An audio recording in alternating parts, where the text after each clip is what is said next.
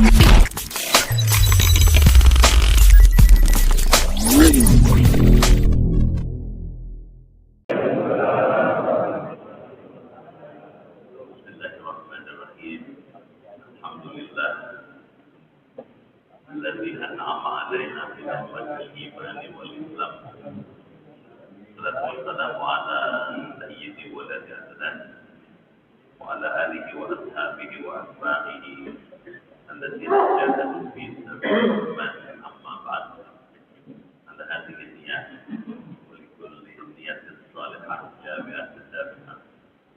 Ya Allah yaftah alaina futuhan arifin wa yufaqqihuna fi din wa 'allimna at-ta'wil wa ihdina ila siratal mustaqim. وبالسند مستدل الإمام المصنف رحمه الله تعالى ونفعنا به وبعلومه وأدام نفعنا بعلومه وبكم في الدارين آمين. وإلى حضرة النبي المصطفى رسول الله صلى الله عليه وآله وسلم الفاتحة.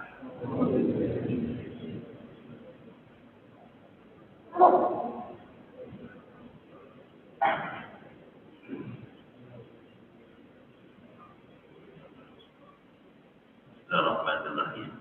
Ya Fatahu ya Alim, iftah abwaba qulubina bi nuri ma'rifatika wa akhrij alaina min dhulumatil jahli wal wahmi ila nuril fahmi wal ilmi. Iftah alaina abwaba ilmika kama fatahtaha ala anbiya'ika wa ulama'ika wa mutaqaddimin wal mutaakhirin. وانشر علينا رحمتك يا ذا الجلال والإكرام. اللهم سلمنا وسلم ديننا وسلم أهلنا وأولادنا وذريتنا وسلم جماعتنا جماعة مسجد الأسوة من آفات الدنيا والآخرة. ربنا نزع مكاننا ولا تسلط علينا من لا يرحمنا ويرحمنا وارزقنا خير الدنيا والآخرة إنك على كل شيء قدير. ربنا وفقنا واشف مرضانا وصحح أبداننا وقوي أعمالنا واهدنا سبل السلام. ربنا آتنا في الدنيا حسنة وفي الآخرة حسنة وقنا عذاب النار. والحمد لله رب العالمين. Masyarakat muslimin wal muslimat rahimahumullah, yang terhormat ketua dan pengurus Masjid Al-Uswah, pengurus Yayasan Al-Uswah, Bapak Ibu hadirin dan hadirat sekalian, keluarga besar Masjid Al-Uswah yang dimuliakan dan dirahmati Allah Subhanahu wa taala. Pagi ini kita bersyukur dengan rahmat Allah dapat kembali hadir bermuajah di Masjid Al-Uswah yang kita hormati ini. Saya menyampaikan ucapan terima kasih dan penghargaan yang tinggi pada Bapak Ibu yang sungguh serius belajar ilmu Islam. Saya berdoa kepada Allah semoga seluruh jamaah beserta keluarga Allah masuk ke dalam surga. Diberikan badan sehat, iman yang kuat, ibadahnya yang luas, hidup yang berkah, usaha yang maju, keluarga yang sakinah, kita meraih husnul khotimah. Pagi ini kita akan melanjutkan kembali kajian ilmu tauhid yang pernah kita bahas pada pekan lalu. Masih berbicara tentang sifat Rasul. Ada 4 sifat Rasul: sidik, amanah, faktor, dan tabligh. Sebagian sudah dibahas dan sebagian belum. Silakan dibaca. Bismillahirrahmanirrahim. Yang kedua, sifat sidik. Artinya bahwa Rasul itu benar ucapannya. Segala yang diucapkannya itu mutlak, cocok dengan buktinya. Baik dalam keadaan resmi, yaitu pada waktu Rasul mengatakan kejadian yang lalu dan yang akan datang, atau dalam keadaan tidak resmi seperti perkataan Nabi sewaktu menjawab sebagian kafir yang mengatakan bahwa aku akan membunuhmu di atas kuda ini. Lalu Nabi menjawab, bukan begitu, tapi aku yang akan membunuhmu di atas kuda. Maka permainan ini Maka pernyataan ini terbukti waktu Nabi istirahat di perang dan memiliki sahabat lalu Ubay bin Khalaf datang dengan menunggangi kuda yang bermaksud membunuh Nabi. Lalu oleh Nabi dilempar dengan tombak mengenai tubuhnya dan dia mati dalam keadaan menunggangi kuda. Dari yang menyatakan bahwa Rasul itu memiliki bukti untuk memberikan mujizat memperkuat kebenaran Rasul, seolah Allah berfirman dalam Quran ini, Allah sudah menerapkan bahwa apa yang dikatakan oleh Rasul itu adalah benar. Maka jika Rasul itu berbohong, maka akan kembali kepada Allah. Maksudnya bahwa Allah telah membenarkan yang berarti Allah juga sudah berbohong. Mustahil Allah itu bohong. Maka wajarlah adanya titik itu di Rasul. Yang ketiga, sifat kebenaran yang pintar yang maksud menunjukkan di sini yaitu kecepatan, lincah, jenius dalam mengarahkan musuh. Tidak loyal yang menyebabkan dan kalah oleh musuh. Ya, Bapak Ibu dimuliakan Allah, kita simak apa maknanya. Nabi Muhammad SAW dan juga para rasul yang lain punya 4 sifat yang wajib: didik, amanah, waqqanah, tabligh. Nah, sudah 2 hal. Sifat yang pertama, sekarang sifat yang kedua. Yang kedua, sifat sidq. Artinya bahwa rasul itu benar ucapannya. Jadi rasul itu kalau ngomong benar. Kalau sampai di sini, semua ucapan Nabi yang tercantum dalam hadis Nabi itu benar. Karenanya kita tidak perlu ragu. Ada ucapan disebut hadis qauli itu. Dan kata Nabi, innamal a'malu binniyat. Sesungguhnya diterimanya amal itu karena niatnya. Berdasarkan hadis ini, maka amal itu diterima niatnya benar. Jadi niatnya karena Allah. Nah, ucapan Nabi, sabda Nabi sendiri, titik benar. Katanya jangan ragu. Ada lagi yang bersifat fi'li, perbuatan Nabi. Dan kalau angkat tangan, kalau kita meniru soal angkat tangan, karena Nabi benar yang ngajar Allah. Segala yang diucapkannya itu mutabaqah, cocok dengan buktinya. Jadi kalau orang disebut benar apabila ucapannya dengan perbuatannya klop, ucapannya dengan amalnya sejalan sama. Baik di dalam keadaan resmi formil yang diucapkan yaitu pada waktu Rasul mengatakan pada kejadian-kejadian lalu dan yang akan datang. Yang lalu dengan yang sekarang itu buktikan cocok. Yang akan datang dengan yang akan diucapkan Nabi cocok.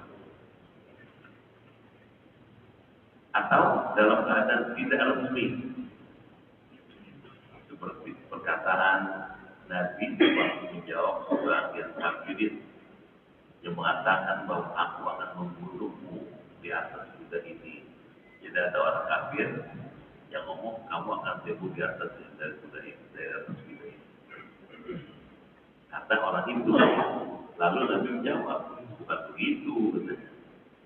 Tapi aku yang akan membunuh di atas kuda itu. Gimana maksudnya? Ngomongan Nabi itu ternyata terbukti benar. Maka perkataan ini terbukti sewaktu Nabi istirahat sesudahnya dari perang dan dikelilingi sahabat yang lain. Lalu Ubay bin Khalaf, ada seorang kafir Ubay bin Khalaf, datang dengan menunggangi kuda yang bermaksud membunuh Nabi. Lalu oleh Nabi dilempar dengan tombak. Nabi lagi istirahat, Ubay bin Khalaf naik kuda dilempar dengan tombak. Karena dianya yang membunuh Nabi. Dan tombak itu mengenai tubuhnya. Ini Pak. Ini Pak RW. Ini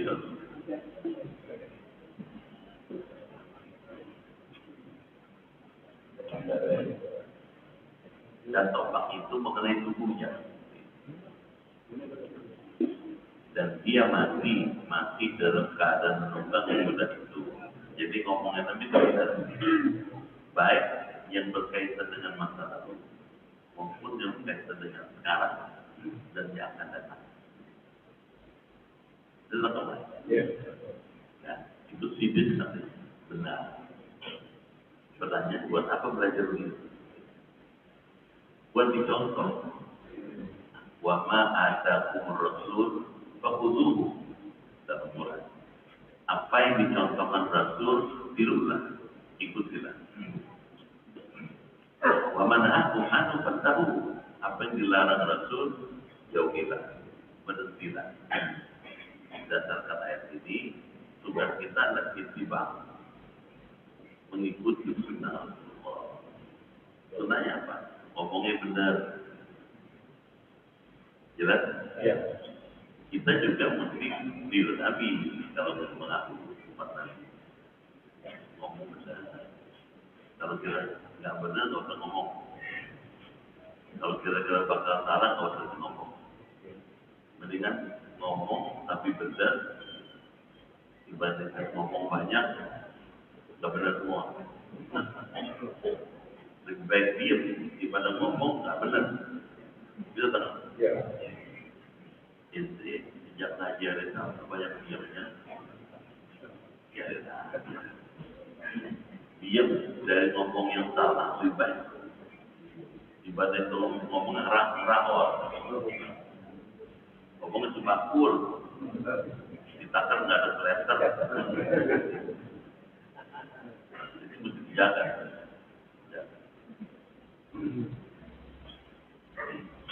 Dalil yang menyatakan bahwa Rasul itu mempunyai sifat sidik, yaitu Allah memberikan mukjizat untuk memperkuat kebenaran Rasul. Seolah-olah Allah berfirman, "Shadaqa 'abdi fima yablughu anni." Allah telah menetapkan bahwa apa-apa yang dikatakan oleh Rasul itu adalah benar. Maka jika Rasul itu berbohong, ini ada ya, maka akan merembet pada Allah. Maksudnya bahwa Allah telah membenarkan yang bohong. Berarti Allah juga sudah berbohong. Sedangkan mustahil Allah itu bohong. Maka wajiblah adanya sifat sidik itu pada Rasul. Jadi kita mesti ittiba'ul sunnah.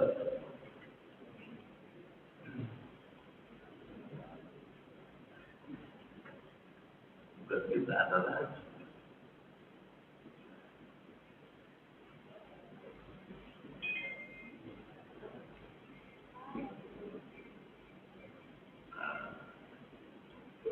bukan kita mengikuti sunnah. Sunnah apa? Sunnah Rasulullah.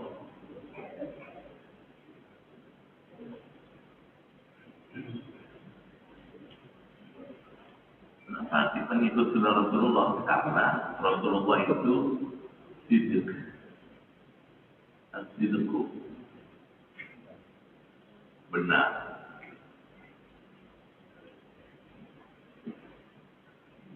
Benar dalam apa? Benar dalam ucapan.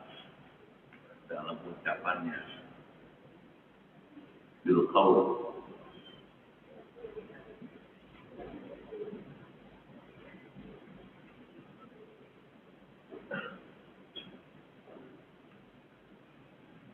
Ucapannya benar, cocok,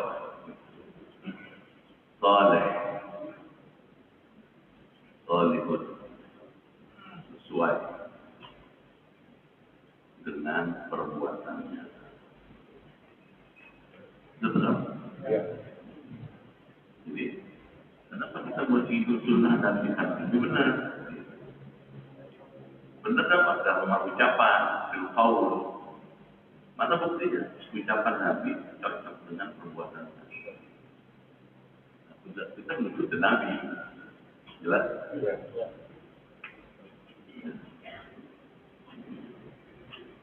Jadi, sunnah Nabi itu bukan cuma tampilan fisik, tapi juga perbuatan Nabi kita sendiri. Ucapannya di sini. Misalnya lagi, Nabi punya sifat dalam ngomong dan bicara, jawamul kalim. Nabi itu kalau ngomong, jawamul kalim. Tadi pasti kata. Ngomongnya sedikit, tapi maknanya dalam. Ucapannya nggak banyak, tapi intinya luas. Atau kita gitu kita. Kalau ngomong sebabur, ngomongnya tinggi langit, nggak ada apa-apanya. Orang nggak dengerin, lama-lama orang jelek. Nah, dia sih ngomongnya doang gede, nggak ada isinya, orang nggak dengerin. Jadi berjaga lisan. Kenapa? Karena manusia itu dipegang lisannya, ucapannya. Kalau ucapannya nggak bisa dipegang, orang nggak pernah percaya. Dalam bisnis, dalam berkeluarga, dalam bertetangga, dalam bermasyarakat, kalau ucapan kita nggak bisa dipegang, orang nggak akan mau percaya. Yang mau dibangun adalah trust itu kepercayaan. Kalau orang nggak percaya sama kita, habis Pak. Susah dagang, susah usaha, nggak laku. Kenapa? Nggak ada trust, nggak ada kepercayaan. Percaya itu bisa dimohon kalau jujur. Jujur dari mana? Ikut Nabi, contoh Nabi. Bagaimana bisa jujur? Dilatih, latihan nggak bohong. Mari kita dalam. Supaya bisa jujur, at-sidqu, orang mesti punya ini.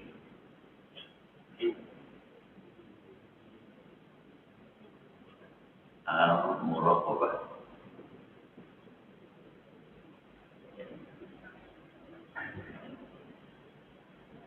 Kesadaran Allah mengawasi.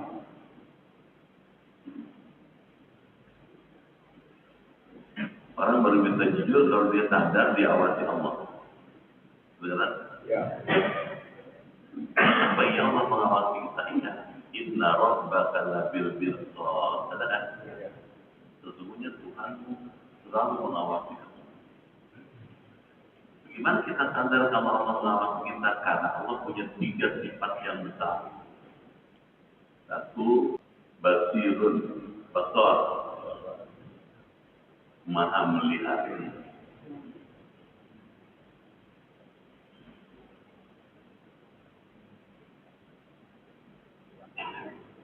Gak ada satupun di alam semesta yang tidak dilihat.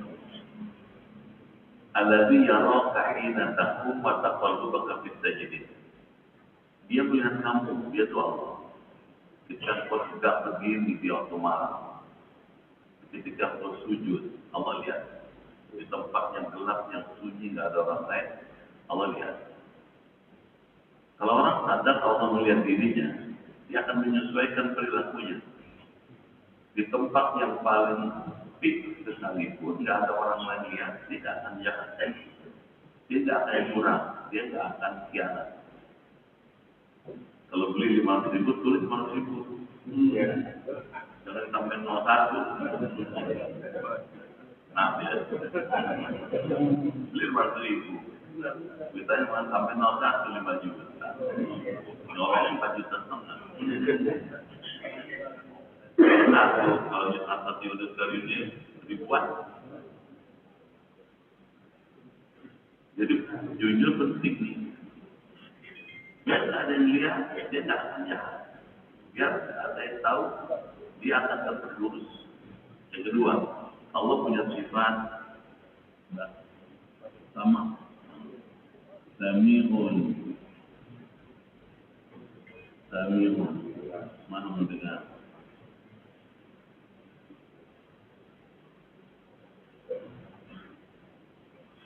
Kalau orang sadar Allah Maha mendengar, dia tak akan bohong. Tak bohong ya. Allah itu saya. Benar. Jangan yang diucapkan, yang nggak diucapkan Allah dengar. Dalam hati berapa dalam hati itu Allah tahu. Allah dengar. Kalau kita nggak bohong, buat apa bohong? Percuma bohong. Kalau orang semua nggak bohong, beres. Suami kalau jujur, ini itu benar. Diam aja. Istri kalau jujur, benar nggak bohong, suami senang. Jadi sadar Allah Sami' Maha mendengar itu penting. Yang ketiga Allah Alimun. Allah Alimun. Alimun. Maha tahu. Karena Allah Maha tahu. Malu kita kalau berbuat tidak benar. Jelas? Ya. Tiga sifat ini menghasilkan muraqabah. Kalau muraqabah, jujur. Kalau jujur, ada faedahnya. Kata Nabi, as-sidqu tuma'ninatun wal kadhibu raibah. Kalau orang jujur, tuma'ninah. Kalau jujur, hidupnya tuma'ninah. Tuma'ninatun.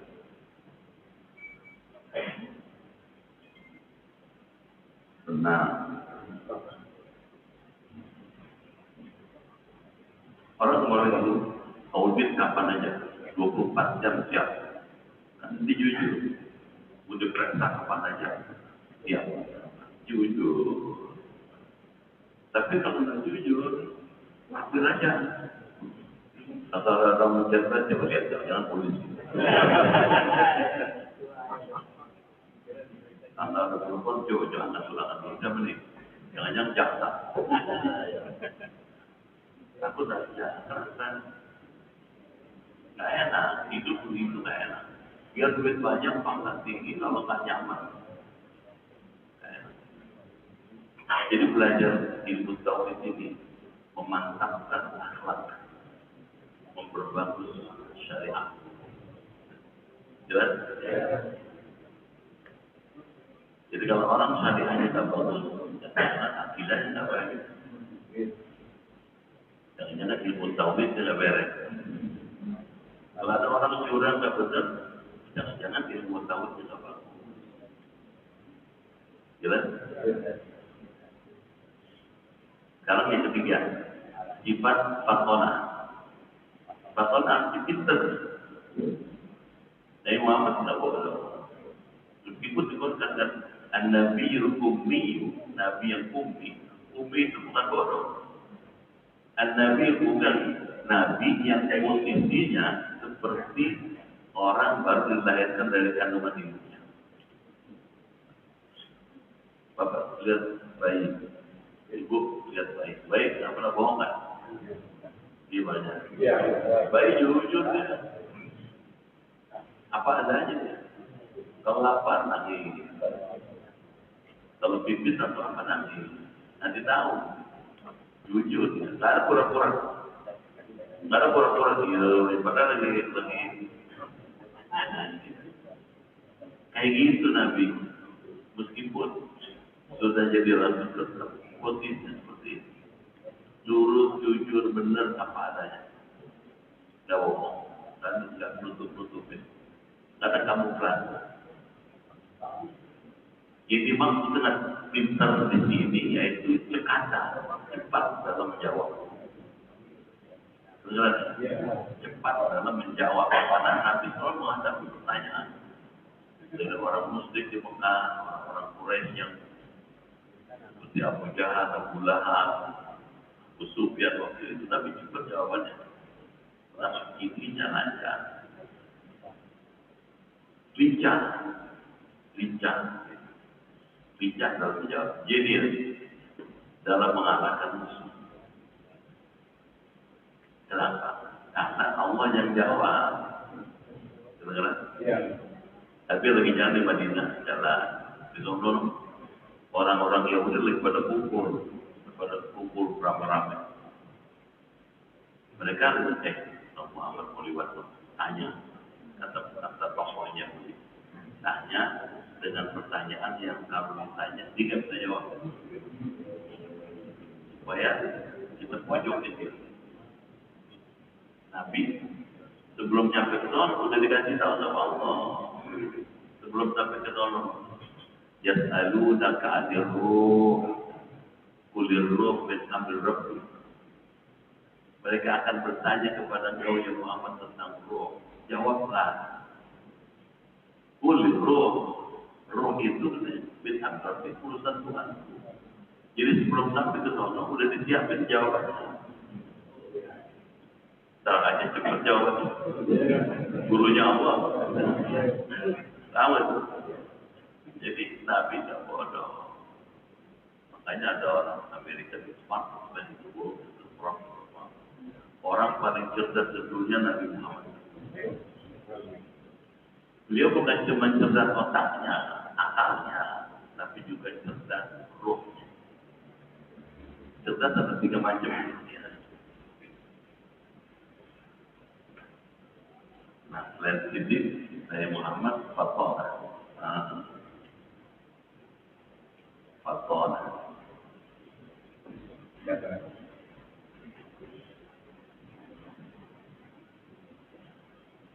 Ada cerdas secara intelektual.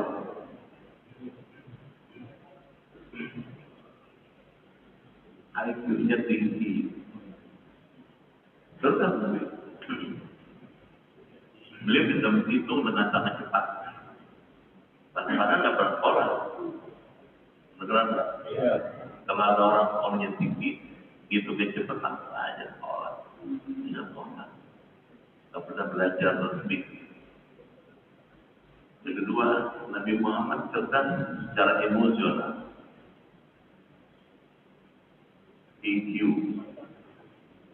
Kalau ini intellectual quotient. Kalau ini emotional quotient. Jadi emosi cerdas. Gimana cerdasnya? Gak gampang marah. Gak gampang tersinggung. Gak cegukan. Gak cegukan. Aku gak ngaji lagi ya. Aku gak demen dulu kayak begini. Dia putung. Cegukan. Paham? Enggak Nabi. Punya kecerdasan emosional. Mana buktinya? Nabi lagi duduk bersama Umar dan Khattab dan beberapa sahabat yang lain. Tiba-tiba ada orang Yahudi di Madinah. Ya Muhammad, sambil teriak. Dong, mana utangmu? Bayar. Bapak bayar. Ada orang nagih utang di muka umum, kayak apa kita mukanya? Itu merah hijau kita. Nabi digituin, nggak marah. Kata Nabi, bukanlah belum tiba masanya sesuai dengan perjanjian kita. Saya mesti menyelesaikan utang saya. Supaya Nabi pernah pinjam uang sama tetangga, Yahudi tetangga Nabi. Di rumah Nabi sebenarnya tetangganya orang Yahudi. Nabi bawa baju besi sebagai angkutannya. Tidak tahu dia beda uang kepada saya. Iya, di borosnya. Dilatih. Kita sepakati. Belum sampai jatuh temponya. Belum sampai waktunya bisa bayar. Sudah nagih. Nagihnya di muka orang banyak. Apa bisa bayangin? Kalau Bapak ditagih utang di tempat orang ramai kayak begini. Lu bangsa gue. Begini-gini petunjuk asli. Nah, tapi enggak. Enggak marah Nabi. Yang marah justru sebelah kanan Nabi, Umar bin Khattab. Umar bin Khattab sengit banget dengan orang bikin malu Nabi. Dia mau cabut pedangnya, ditahan dahulu. Nah, biar. Itu haknya dia lagi, meskipun belum jatuh tempo. Sikap Nabi yang tidak marah, meskipun dipermalukan di hadapan orang banyak oleh orang Yahudi, dia mungkin maju ke depan, berantem. Umar bin Khattab makin beriman, tapi dia bikin malu sekarang maju ke depan.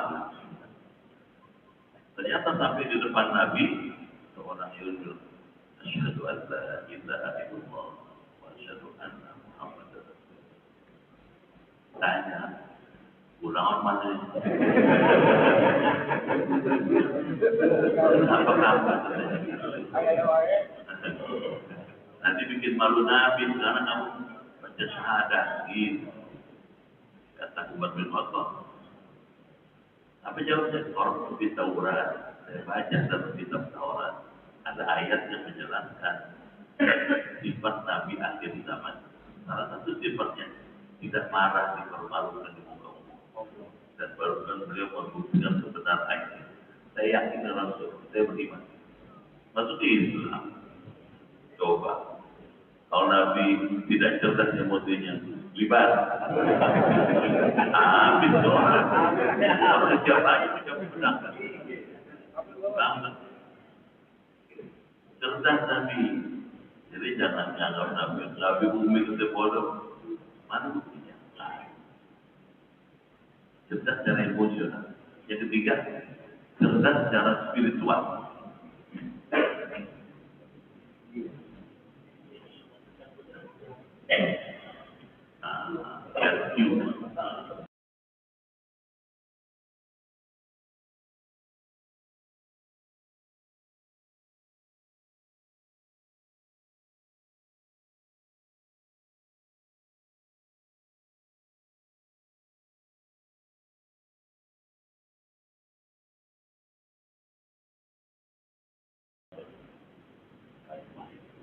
Ruhnya cerdas Nabi.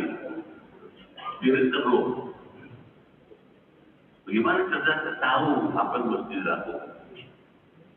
Dan satu-satunya Nabi yang masih hidup di dunia sudah pernah melihat Allah dan balik lagi ke dunia cerita Nabi Muhammad. Nabi Isa naik ke langit dan turun. Nabi Idris naik ke langit dan balik-balik. Nanti itu. Tapi Nabi Muhammad naik ke langit masih hidup ketemu Allah. Cerita. Turun lagi ke dunia cerita. Kalau saya baru ketemu Allah dalam hadis Sahih Muslim. Ra'aitullah. Saya melihat Allah. Malah saya berdialog yang minggu lalu sudah kita jelaskan. Jadi kalau kita gimana? Mampu gitu. Tahu ruhnya itu cerdas. Spiritnya cerdas. Nah, kita ngaji-ngaji gitu supaya minggu Nabi. Iya. Cerdas. Belajar supaya mencerdaskan. Jadi jangan bosan. Belajar terus, jadi sebut lama-lama meningkat kecerdasan.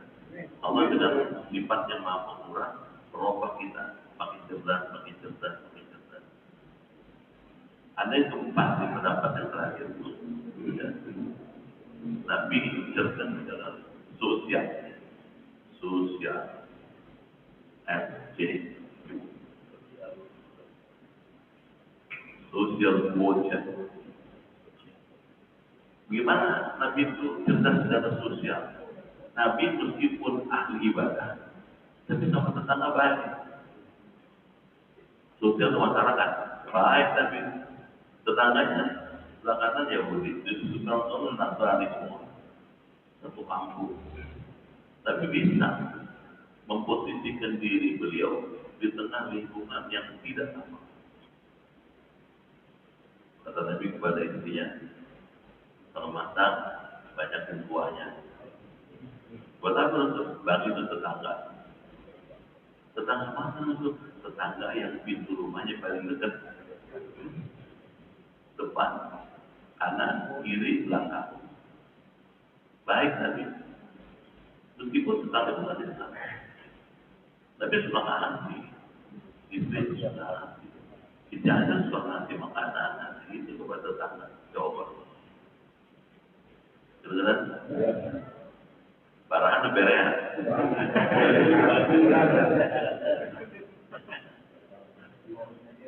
Coba Nabi itu.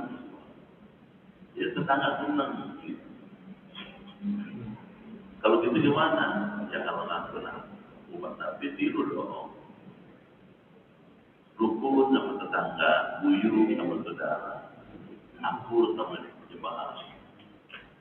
Jelas? Ya. Berapa kita sombong-sombongan? Apalagi sama tetangga. Saudara kita yang paling dekat itu tetangga. Maaf ya. Saudara kita yang saudara kandung jauh tinggal di Surabaya. Kalau kita kenapa-napa nggak langsung bantuin dia. Tunggu dulu, saya cari pesawat dulu. Jelas. Kalau tetangga sebelah, begitu kita susah, dia duluan maju. Dia duluan tolongin. Maka sama tetangga biar baik. Nabi itu contohnya. Beneran? Jangan petang-petang, peteng-peteng. Lagunya perang. Sombong banget. Jelas? Buat apa kita sombong-sombongan? Hidupnya sama aja, baik-baik aja. Jelas? Sama-sama aja. Saling menghormati, saling menghargai. Justru kalau kita hormat sama orang, dia hormat lagi sama kita. Kalau gitu gimana? Hargai orang lain. Kita dihargai. Jelas? Kalau kita sombong, orang nggak reken. Beneran? Kalau lu nggak telepon sama gua lu, sombong amat. Jelas? Ya Nabi itu cerdas beliau. Tidak loyo yang menyebabkan akan kalah oleh musuh. Nah, tegar Nabi bisa menghadapi musuh dengan sangat tegar. Bisa menjawab dengan sangat baik.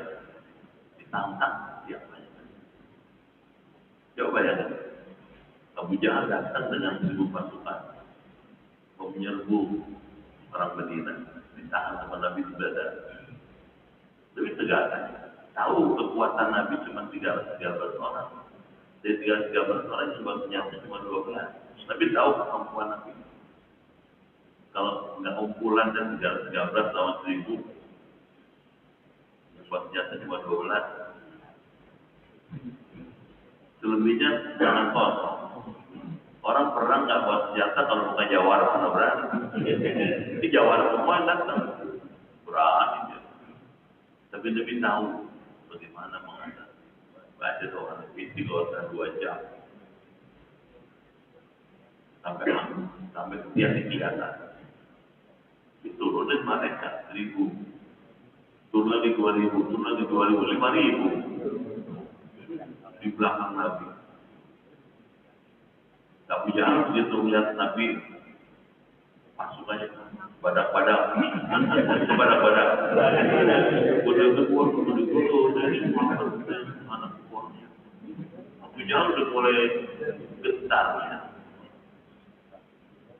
Itu perang pada jadi takut. Nah, ada Allah, amin. Nah kita meskipun gak takut sama orang jangan sombong. Baca lagi deh. Silakan minum ya. Makan kuenya.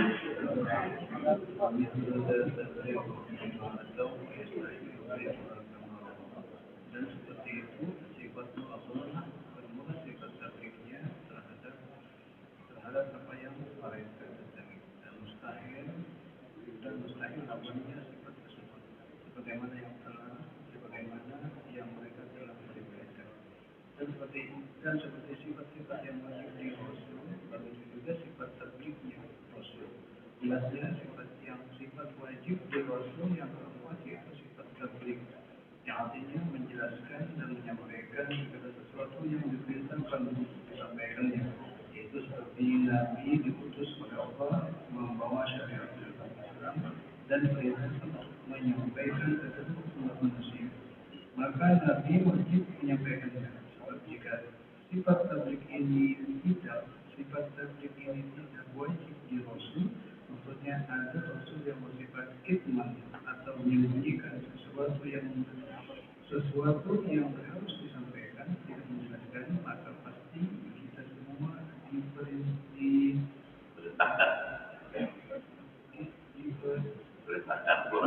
diperintahkan untuk menyembunyikan ilmu. Sebab Allah Subhanahu wa taala telah memerintahkan kepada kita untuk taat dan patuh kepada Rasul.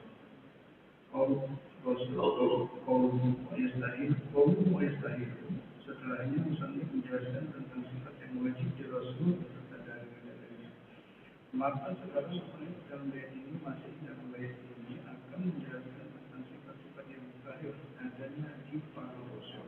Ini berkata dan juga mustahil di para Rasul adanya sifat-sifat yang berlawanan dengan sifat yang empat tadi. Bagaimana keterangan-keterangan yang sudah diriwayatkan oleh para ulama. Nah, dari perkataan musannif yang sudah lewat itu menunjukkan bahwa wajibnya sifat yang empat tidak akan pernah bisa dari Rasul itu ditetapkan oleh syarat. Maksudnya Al-Quran dan hadis telah menjelaskan bahwa sifat yang empat ini wajib adanya di diri Rasul dan mustahil adanya di Rasul sifat yang berlawanan. Seperti itu sifat khianat, ilmu atau bohong, wilayah atau kotor dan kitman menyembunyikan. Ya, kita simak lanjutannya. Wabitlu dan seperti itu sifat fatonah. Tablighu berulah sifat tablighnya. Jadi Nabi Muhammad di samping didik, fatonah, amanah sudah kita bahas lalu. Nabi juga punya sifat tabligh. 5 kudu katanya terhadap apa yang mereka ditanyai. Jadi Nabi Muhammad yang didatangkan, jadi apa yang didatangi Allah, yang didatangi diberikan Allah Nabi Muhammad. Seperti itu disampaikan langsung tabligh. Misalnya Nabi Muhammad dapat wahyu, begitu bunyinya, begitu disampaikan persis apa adanya, nggak ada yang diupetin. Kira-kira nggak ada yang disembunyikan. Wa yastahilu biduha, biduha, dan mustahil lawannya sifat tersebut biduha. Kama rawal, sebagaimana yang katanya mereka telah meriwayatkan. Jadi Nabi Muhammad itu punya sifat tabligh.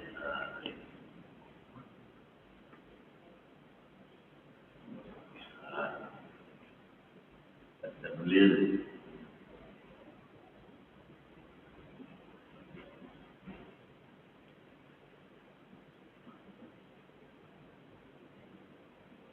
Tabligh itu menyampaikan.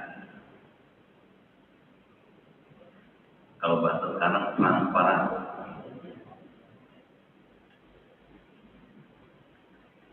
Maksudnya gimana? Begitu diterima dari Allah, begitu disampaikan. Tidak ada yang disembunyikan. Jadi Nabi Muhammad itu tabligh, disampaikan seperti yang diterima dari Allah. Nah kita kalau begitu transparan, terbuka. Semua orang, suami, istri, anak, terbuka dalam hal-hal yang memang mesti diketahui. Ada hal-hal yang bersifat rahasia yang itu mesti ditutup. Benar? Itu tata kelola keuangan, terbuka aja sama istri, sama anak, terbuka. Sama suami, jangan ditutup-tutupin. Kalau ditutupin nanti menimbulkan kecurigaan. Benar? Terbuka aja. Buat apa?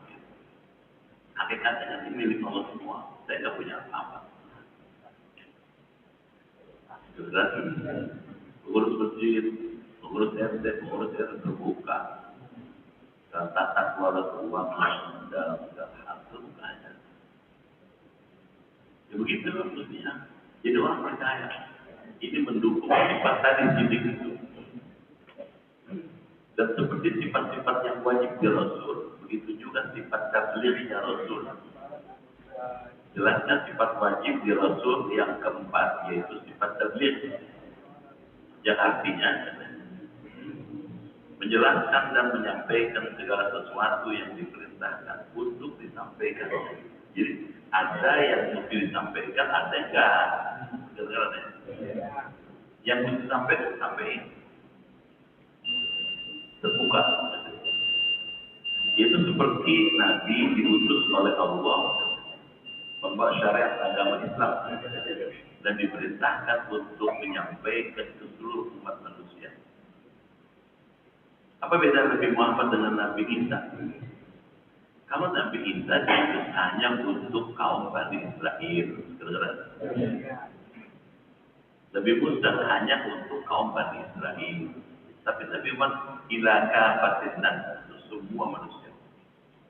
Barat, orang timur, orang utara, orang selatan, kulit hitam, kulit putih, kulit orang buat mereka dan bisa diterima. Jadi lebih luas cakupan dakwahnya. Bahkan Nabi wajib menyampaikannya. Sebab jika sifat tabligh ini tidak wajib di Rasul, maksudnya ada Rasul yang bersifat khidmat, menyembunyikan atau menyembunyikan sesuatu yang harus disampaikan, tidak menjelaskan, maka pasti kita semua diperintahkan untuk menyembunyikan ilmu. Nah, kita kalau punya ilmu terbuka, jangan malu, jangan sungkan, dapat ilmu bagi, kasih tahu orang rumah, kasih tahu, sama menciarkan ilmu Allah, diseminasi ilmu. Jadi ilmu mesti disebarluaskan.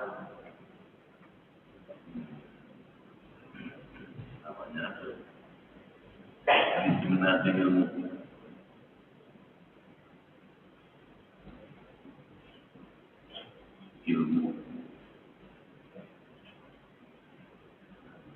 Kalau kita punya ilmu dan kita menyampaikan, menciarkan, maka ilmu itu nambah lagi. Beneran? Guru ngajar ilmunya dia habis-habis nambah lagi. Ada diajar nambah lagi lain gitu. Bapak daripada dapat ilmu dari ngaji di Al-Uswah Sabtu terakhir. Coba sama keluarga kasih tahu sama anak kasih tahu. Dan kalau tambah lagi, gak kurang. Kedengaran? Iya. Sama. Kita punya rezeki, kita bagi semua orang. Dan agak kurang nambah. Kedengaran? Balik kalau orang yang pol-pol. Nah, nggak nambah-nambah dia. Nanti khawatir aja dia. Kalau kurang, ada lagi tambah lagi, ada kurang lagi. Nah, diganti pada orang, diganti lagi. Gitu. Jelas?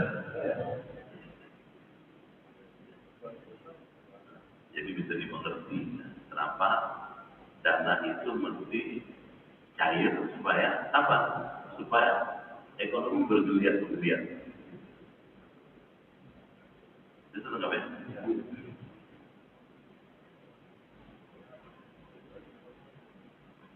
Maka Nabi wajib menyampaikannya. Sebab jika sifat tabligh ini tidak wajib disampaikan, Rasul maksudnya ada Rasul bersifat khidmat atau menyembunyikan sesuatu yang harus disampaikan, tidak menjelaskan, maka pasti kita semua diperintahkan untuk menyembunyikan ilmu.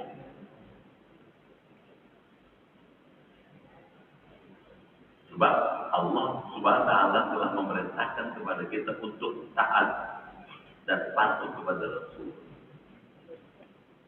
Qauluhu wa yastahilu, setelahnya musannif menjelaskan tentang sifat yang wajib di Rasul beserta dalilnya.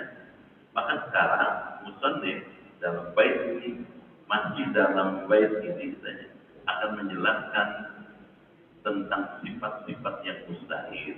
Terjelaskan. Jadi Nabi punya sifat yang wajib 4, amanah, didik, patonah, tabligh, jelas ya. Nah, itu wajib. Ada yang mustahil, tawarannya. Masih gede-gede nggak nih? Iya. Harus kuat nggak nih? Emang kalau kira-kira berat, minum dah kopi. Kalau masih berat juga, gayem. Setuju nggak? Emang gunanya itu dikasih supaya nggak terlalu berat banget ngaji begini. Malam saya kurang tidur lagi. Pengen dapat pahala tapi berat banget. Tapi Bapak jadi orang pilihan Allah. Biar ngantuk-ngantuk ngaji. Hebat dong. Dibela-bela ngaji. Kenapa? Pengen dapat. Kan jalan besar. Jadi Bapak Ibu ini emang terpilih. The selected person. Orang yang terpilih di antara orang yang banyak. Orang lain mungkin lagi tidur sekarang. Kita ngaji. Orang lain mungkin lagi olahraga jalan-jalan. Kita ngaji. Hebat banget. Dan ngajinya ngaji tauhid tadi. Kata Syekh Ibrahim Al-Lakhani. Ilmu tauhid adalah intinya ilmu Islam. Jadi ilmu Islam banyak. Intinya ilmu tauhid. Kenapa? Karena ilmu tauhid membicarakan usul din, pokoknya agama. Pokoknya agama Allah. Itu tahu kan? Jadi belajar pokoknya ilmu Islam. Intinya di situ. Nah, kalau ilmu tauhid diperdalam lagi, ada intinya lagi. Intinya ilmu tauhid itu ilmu tasawuf. Apa bedanya? Kalau ilmu tauhid mengajarkan Allah, seperti apa Allah, sifatnya, seperti apa Rasul sifatnya. Kalau ilmu tasawuf mengajarkan bagaimana mendekat pada Allah, lebih praktis, lebih praktikal. Kalau ilmu tauhid lebih teoretikal, lebih banyak teorinya. Betul apa? Apa bedanya tauhid dengan ilmu fikih? Kalau ilmu fikih, ilmu itu tentang amal-amal praktis. Sholat kan praktis kelihatan. Usul kelihatan bukan? Haji kelihatan, umroh kelihatan. Barang-barang jelas. Tapi kalau tauhid mikir, Allah wujud. Gimana betul Allah wujud? Mikir kita. Emang ngaji-ngaji mikir itu berat. Kalau kira-kira katanya ada program aja dah. Bukan ngerti aja berat. Paham gak? Cuma mana Pak? Bukan Bapak aja, Ibu. Semua orang. Coba aja tahu itu. Diminta mikir. Gunakan kemampuan rasional. Ada dalilnya. Baik. Sekarang apa sifat yang mustahil ada pada Rasul? Mustahil berkata, dan juga mustahil di para Rasul adanya sifat-sifat yang berlawanan dengan sifat yang 4 tadi. Sebagaimana keterangan-keterangan yang sudah diriwayatkan oleh para ulama. Nah, dari perkataan mustahil yang sudah lewat, itu katanya menunjukkan bahwa wajibnya sifat yang 4 itu tidak akan pernah pindah dari Rasul. Itu ditetapkan oleh syarat didik, amanah, patonah, tabligh. Maksudnya Al-Quran dan hadis telah menjelaskan bahwa sifat yang 4 ini wajib adanya di Rasul dan mustahil adanya di Rasul. Sifat yang berlawanan dengan sifat yang 4 ini. Apa itu? Khianat. Gak mungkin dong Nabi khianat. Kalau Nabi khianat kita repot. Betul nggak? Berarti itu khianat. Nah mungkin Nabi ilmu bohong, nggak mungkin. Kalau Nabi bohong kita repot dong. Bila ada, nggak mungkin Nabi bodoh. Dan tidak mungkin Nabi itu kitman, menyembunyikan. Jadi sifat yang mustahil kebalikannya. Kalau tabligh menyampaikan, mustahil menyembunyikan. Jelas? Kalau amanah itu sifat wajib, maka mustahil khianat. Kalau Nabi punya spesifik yang wajib, maka mustahil bodoh bila ada. Kalau Nabi punya sifat gitu ya, seperti tabligh yang menyampaikan tidak mungkin fitnah. Jadi kalau gitu mana? Sifat yang empat ini ada pada ucapan wa asyhadu anna Muhammadar Rasulullah. Ada kan? Kalau terhadap tauhid sudah ada. Nah, ini dia. Asyhadu anna Muhammadar Rasulullah.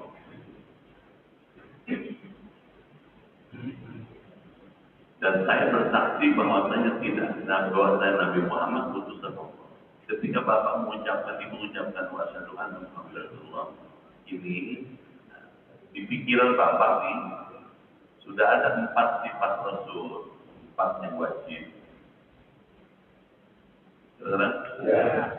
Siddiq, amanah, fatonah, tabligh. Ada 4 sifat yang mustahil lawanannya. Kitman, bilada. Ada satu jahil yang boleh ada pada Rasul. Jadi kalau Bapak ketemu asyhadu anna Muhammadar Rasulullah, ada 9 sifat Rasul yang terpatri di pikiran dan hati kita. Kalau asyhadu an la ilaha illallah itu sifat Allah ada 41. Berarti kan ya? 20 wajib, 20 mustahil, 1 jahil. Jadi kalau digabung 41 sama 9 berapa? Itulah akidah Islam. Kalau akidahnya mantap, syariahnya bagus. Kalau syariahnya kokoh kuat, akhlaknya cakep. Jadi kalau kau pengen orang berakhlak bagus, berperilaku bagus, bagus justru akidahnya. Gak bisa orang ngomong bagus kalau ini jadi bagus. Keren? Jadi ngaji tauhid panitia. Gimana aja? Iya. Ada orang Padang ngomong. Itu tanggal ya? Tinggi. Apa sifat yang jahil? Dibahas. Sifat yang jahil pada Rasulullah.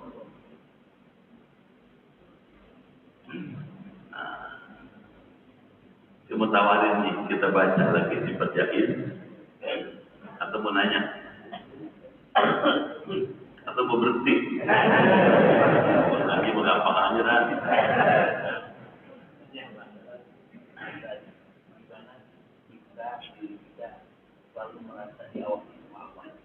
Ya, bagaimana merasa diawasi Allah? Tauhidnya masih bagus. Ini tauhidnya masih mantap. Kalau Bapak lagi sendirian, Bapak sadar, saya tidak sendiri, ada Allah di belakang. Di rumah nggak ada orang, istri pergi, anak pergi, semua nggak ada orang, sendirian. Kita nggak sendirian, ada Allah. Kalau kita sadar ada Allah, kita nggak akan macam-macam di rumah sendirian. Nggak mumpung nggak ada orangnya, kita 2 rakaat aja.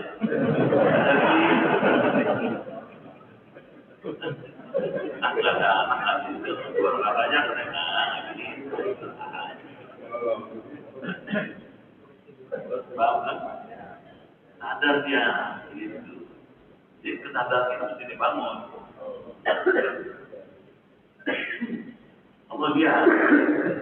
Contoh lagi, kalau Bapak lagi puasa, di rumah nggak ada orang, semuanya pergi.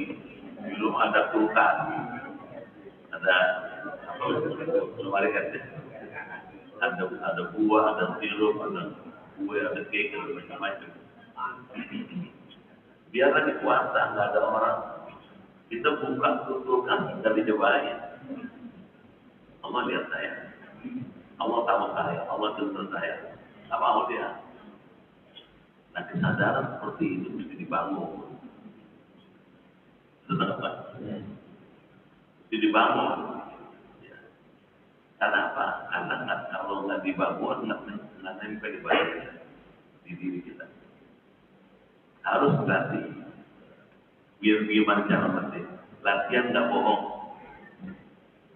Kalau kemarin bohong 3 kali, sekarang 2 kali. Kalau 2 kali bisa, besok 1. Lusa 0 bohong, 0 lie, bohongnya 0. Kalau bisa 0 bohong, mulai latihan terus. Pertahankan tuh.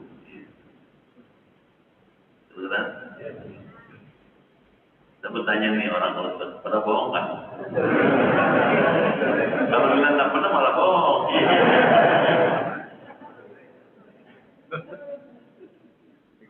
Dia mesti dilatih, jangan sampai sering. Kalau sering mesti dikurangin, kurangin sampai 0 bohongnya.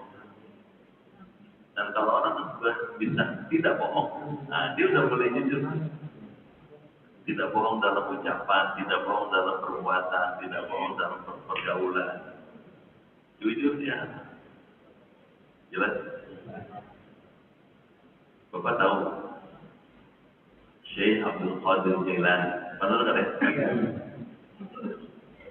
Beliau tinggal di dusun Jilan. Jilan itu Jailan. Terus oleh ibunya diminta izin mau belajar ke Baghdad. Belajar ke Baghdad. Ibunya tahu anak mau belajar ke Baghdad, kota Baghdad. Maka ibunya ngasih uang 90 dinar. Ada mendapat lewat 80 dinar. Nih, buat ongkos sekolah belajar. Diaman-aman ya. Apa diaman-aman? Diaman-aman. Saya dan Quran. Jalan dari Syekh Abdul Qadir Jailani. Di tengah jalan ada begal. Begal. Anak muda, mana kamu?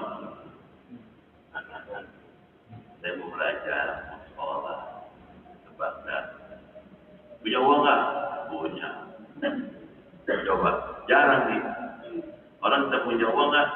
Sama begal, jawabnya saya dengan ibu saya 90 dinar buat ongkos sekolah sama di Baghdad. Itu si begal terkejut, terheran-heran. Kok ada orang jujur amat? Ibunya ngasih begitu, dia ngomong apa adanya. Sadar dia. Kalau gitu selama ini saya salah. Saya kalau gitu zolim. Ada orang pernah belajar dikasih titipan uang 90 dinar ngomong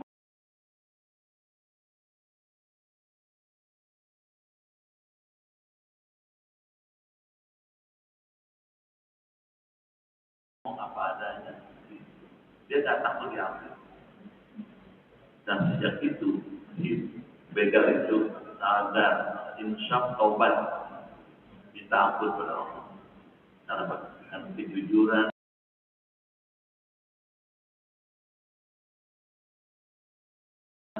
Syekh Abdul Qadir Jailani yang belum jadi syekh.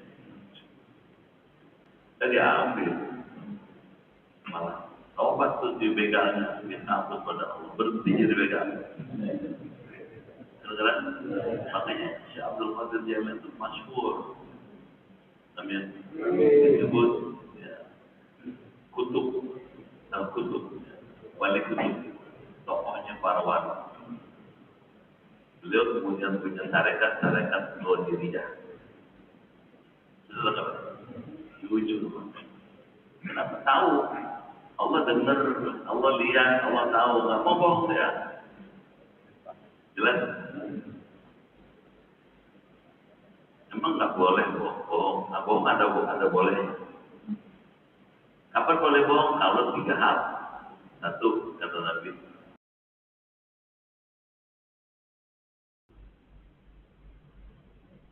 Dia bukan dia. Kita terikat perjanjian. Terikat perjanjian untuk hidup rukun damai. Indonesia.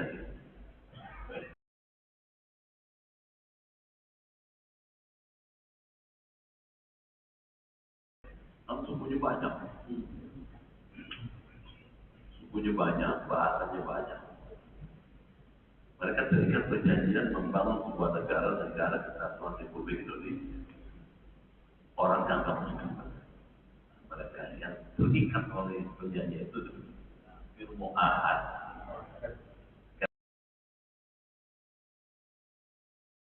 Nabi waktu di Madinah ada orang Yahudi, ada orang Nasrani, ada Majusi, ada kafir, ada musyrik, terikat janji untuk membangun hidup dalam keberagaman. Kafir muhammad namanya. Ada kafir musta'min, ayat yang keempat. Musta'min. Tadi itu orang kafir tapi minta suaka, minta perlindungan, dilindungi sama Nabi. Benar? Jadi kalau ngaji tauhid makin kaya kita. Jangan kafir dibunuh aja, tangkap polisi, desa, apa kan? Tunggu dulu ya, dulu gimana nih? Dan ada kemampuan menganalisa, ada kemampuan memilah-milah, melakukan kategorisasi. Jelas? Jadi hati Pak, untuk bisa jujur mesti latihan. Kalau emang nggak benar, tunjuk ini nggak benar, ini salah ini. Paham? Terbuka aja. Dapat banyak hal. Di bidang keuangan, di bidang tata kelola rumah tangga masyarakat, terbuka aja. Kalaupun kita sembunyi, ketawa, Allah Maha Tahu. Jelas? Banyak contohnya kan? Orang yang tidak transparan, terbuka, ketawa, baru. Oh ternyata nggak beres dulu nih. Bisa tak? Allah dan itu Raqibun selalu mengawasi hambanya. Paham ya? Saudara? Dari sifat Rasulullah ke-9 tadi, bahwasanya apakah itu ada hubungannya dengan yang ada di pesan ke-9 atau itu dari 9 wali atau sama? Ya. Kalau digaduh-gaduh kan bisa. Kalau dicocok-cocoknya bisa. Ya. Tapi itu bukan pilihan. Tapi kita mesti lihat ini sesuatu yang realistis dan nyata. Sama misalnya hawa nafsu, itu hawa nafsu adalah dalam hati. Dia memanjang dalam 7 anggota badan.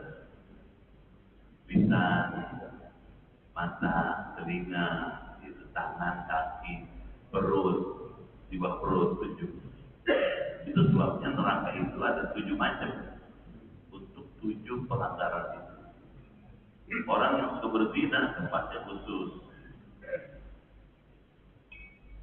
Nah, apakah dengan yang 9 ini bisa dicocokkan dengan 9 pintu keluar? Kalau dicocok-cocokkan bisa juga. Tetapi itu bukan pilihan ya, untuk pembenaran. Itu tetap ada ibu.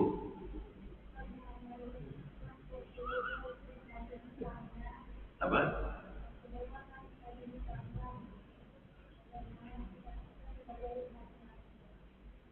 Nabi lagi utang, terus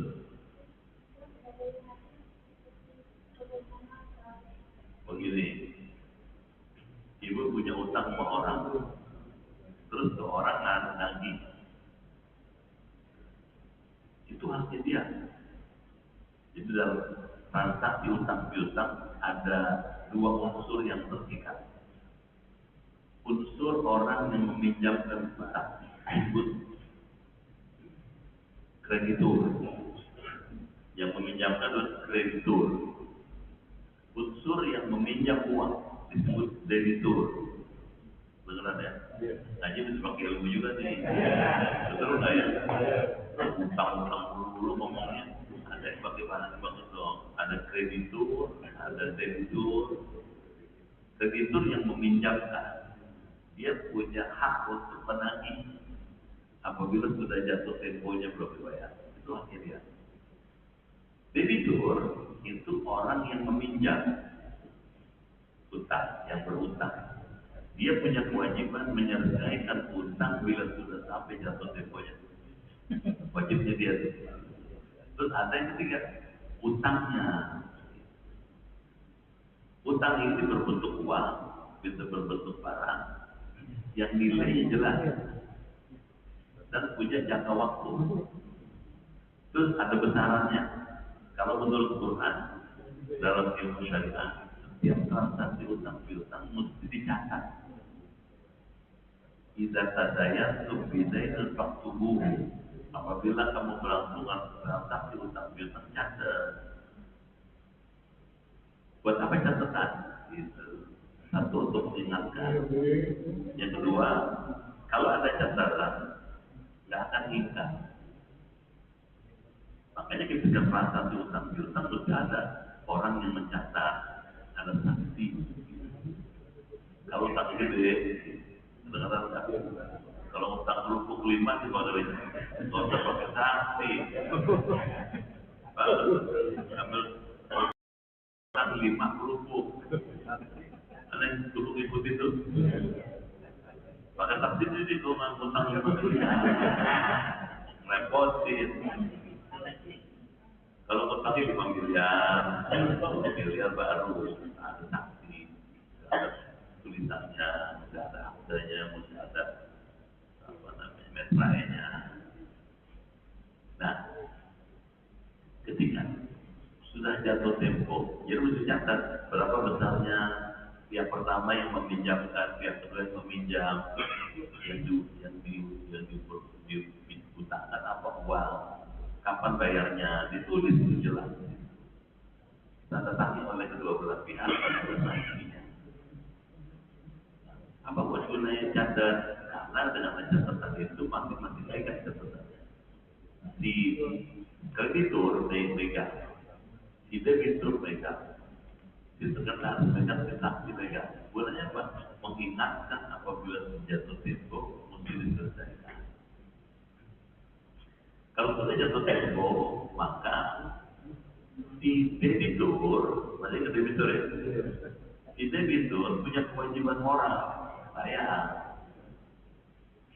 Malah sebelum waktunya udah mesti siap-siap ya. Utangnya tanggal 5, bayar tanggal 5 lagi. Utang tanggal 5 Oktober, bayar 5 November. Sebelum tanggal 5 November dia udah siapin barangnya. Tanggal 4 udah siapin. Jelas? Jangan sampai pada waktunya nggak bayar. Ketika tanggal 5 November dia mesti bayar, ternyata nggak bayar, si kreditur berhak nagih. Nagihnya bisa dengan bahasa yang halus, bisa dengan bahasa yang lebih kasar lagi, bisa dengan telepon, bisa dengan WA. Pas tanggal 5 November ditunggu sampai maghrib nggak datang. Telepon, assalamualaikum, apa kabar? Itu ngomong begitu tetanggi. Kalau nggak pakai telepon nulis, apa kabar? Di mana posisi di mana? Itu lagi. Saudara nggak? Ya kalau mana utang lu, atau begitu, udah tahu ada, udah jatuh tempo dia nggak bayar. Ketika ditagih, si debitur nggak boleh marah. Doa itu haknya dia. Nah, kalau dia tak mampu bayar, dia mesti bilang, saya tidak bisa menyelesaikan utang saya sesuai dengan perjanjian kita. Pas jatuh tempo, saya mohon bisa diperpanjang waktu penyelesaian. Nah, sekarang terserah kepada si kreditur. Ketika si kreditur bilang, baik, saya perpanjang sebulan lagi. Nah, kalau diperpanjang 1 bulan oleh si kreditur, maka si kreditur diberi pahala oleh Allah setiap hari sedekah sebesar utang dia. Beneran? Utangnya 10 juta misalnya. Begitu diperpanjang sebulan, setiap hari si kreditur itu bersedekah 10 juta, 10 juta, 10 juta. Karena orang tiap hari bersedekah 10 juta, boro-boro 10 juta, kalau di miliaran, 10 juta disedekah. Pas sampai tanggal 5 Desember, tadi di mana Desember? Tanggal 5 Desember, diberas lagi. Tak bayarlah. Kalau nggak bisa bayar, kasih tahu alasannya. Saya tidak bisa bayar alasan ini. Diperpanjang lagi, dapat lagi pahala sedekah. Kalau sudah 2-3 kali perpanjang nggak bayar juga, maka kepada si kreditur berhak untuk mengambil opsi. Opsi pertama, mencipta agunan. Beneran, borosnya diambil. Makanya pinjam itu tentu pakai boros. Apa boros? Agunan, mesti pakai agunan. Dan agunannya mesti lebih besar dibanding 10 juta. Jelas? Begitu nggak bayar lagi sudah disita sesuai dengan perjanjian milik di kreditur. Jelas seperti itu. Itu kalau pakai hukum syariah. Bagaimana nih yang minjem ada sendiri? Aduh. Minjem 10 juta. Kok minjem duit kok saya anak pertama di pokoknya. Kasih 10 juta. Jadi ditunggu sebulan nggak bayar. Dek, apa kabar Dek? Aduh, kok repot banget nih kok nih. Dia mau dapat duit, nggak dapat duit tapi saya nih. Gitu. Ya deh, kita itu tanggungan sebulan. Kita bayar lagi. Kalau udah 2-3 kali ya bayar lagi. Tergantung pada tipe nih. Banget. Kalau tipenya bilang, udah deh, emang gak mampu bayar. Udah, saya bebasin. Kalau dibebasin, dimpok dapat pahala surga.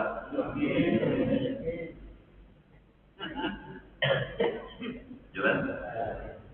Itu nggak menjawab. Dan pinjam lagi, kan dulu. Lu banyak pinjam lo.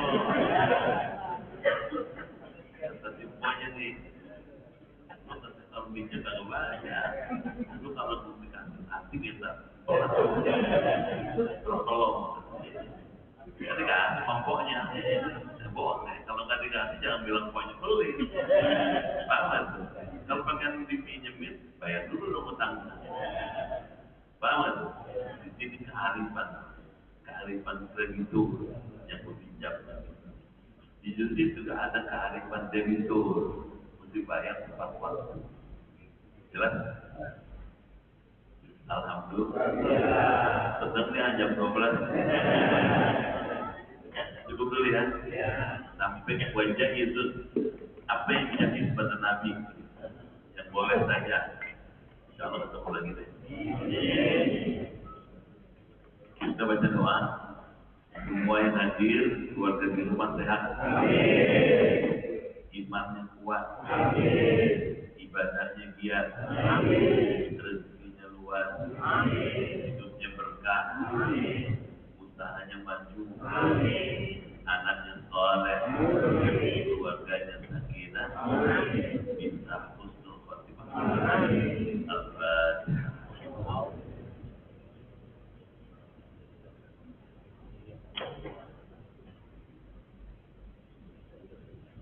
Bismillahirrahmanirrahim.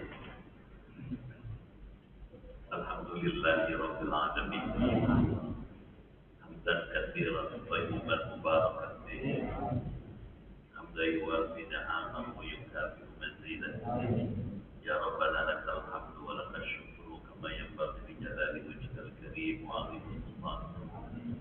Allahumma inna nas'aluka imanan kamilan wa yaqinan sabiqan wa rizqan wasi'an wa qalban khashi'an wa lisanan zakiran wa badanan sabiran wal amwa inda rizqan wa najatan minan nar.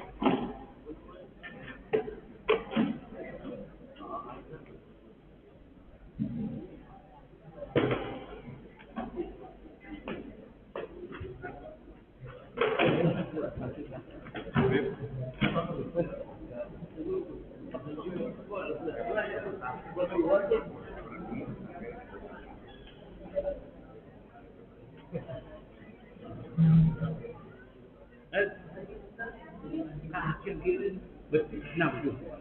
Betul apa semua tu tak mana? Foto tu ya. Orang itu saya. Ini tu macam orang punya orang ada Tuhan. Itu. Gara-gara migrasi. Orang air putih. Dia buat terlalu tradisi. Oh. Ini kalau gitu kan kalau kayak gitu orang di perhatian. Dia tu dia. Hilangnya pernah betul. Ayo. Buat aja ya. Original.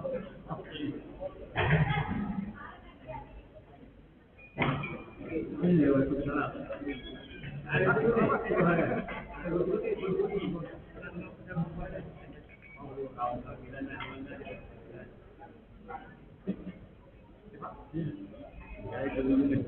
Jangan lupa yang menjadi di sana kalau semua.